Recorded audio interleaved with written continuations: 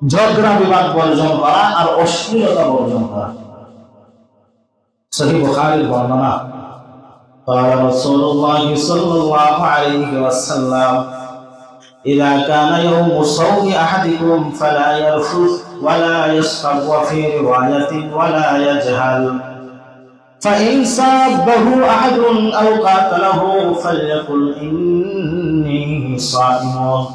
নবীজি সাল্লাল্লাহু আলাইহি ওয়াসাল্লাম বলেন, তোমাদের কেউ যখন রোজা রাখবা, এই রোজা অবস্থায় অশ্লীল কোনো কথা বলবা না, ঝগড়া বিবাদ করবা না, উল্টাপাল্টা কথা বলবা না।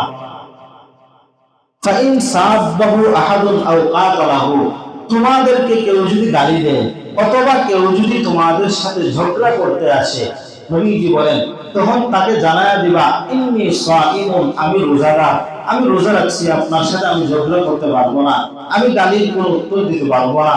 বুখারীর আরেক বর্ণনায় আসছে ফালিয়াকুল ইন্নী সাইমুন মাররাতাইন, সে যেন দুইবার বলে ইন্নী সাইমুন, ইন্নী সাইমুন, আমি রোজাদার, আমি রোজাদার, আমার কাছ থেকে মেহেরবানি করে আপনি দূরে সরে যান।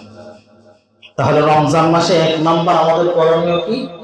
ঝগড়া বিবাদ বর্জন করা আর অশ্লীলতা বর্জন করা। 2 নম্বর বর্জনীয়